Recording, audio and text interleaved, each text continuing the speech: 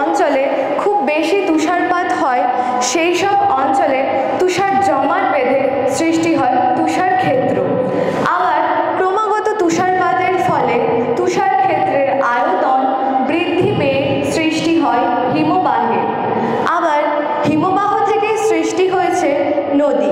অর্থাৎ আমরা এইভাবে বলতেই পারি যে পৃথিবীতে যতটা মোট জলের সঞ্চয় হয়েছে তার মধ্যে ৭৭ ভাগই হিমবাহ, যার মধ্যে ৯০% রয়েছে আন্টার্কটিকা মহাদেশে।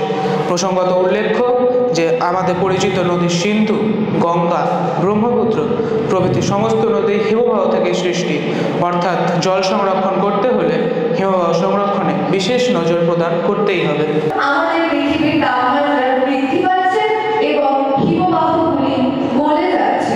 US National Snow and Ice Data Center NSIDC report অনুসারে আটলান্টিক সাগরে টানা ৩ ফেব্রুয়ারিতে সঞ্চিত বরফের পরিমাণ কমে গেছে প্রায় ২ মিলিয়ন বর্গ কিলোমিটার, যার পরিমাণ এখন গিয়ে দাঁড়িয়েছে মাত্র ৭,৭২,০০০ বর্গ মাইল। প্রসঙ্গত উল্লেখ্য যে আন্টার্কটিকার মোট বরফের স্তর, স্থলভূমিতে আচ্ছাদিত বরফের পরিমাণ গত ২৫ বছরের তুলনায় অনেকটাই কমে গেছে, যার ফলে সমুদ্রে ছড়িয়ে পড়েছে কয়েক ট্রিলিয়ন জল। এইসব নানা কারণে বরফখণ্ড গলে গলে সমুদ্র পৃষ্ঠে বিপর্যয় ঘটাতে পারে বলে আশঙ্কা করছে বিজ্ঞানীরা। কারণ আমরা সবাই জানি যে বরফখণ্ড একবার গলতে শুরু করলে তাকে আর পূর্বের অবস্থায় ফেরানো সহজ নয়। বিশ্ব উষ্ণায়নের সব থেকে বেশি ঝুঁকিতে রয়েছি আমরা সবাই।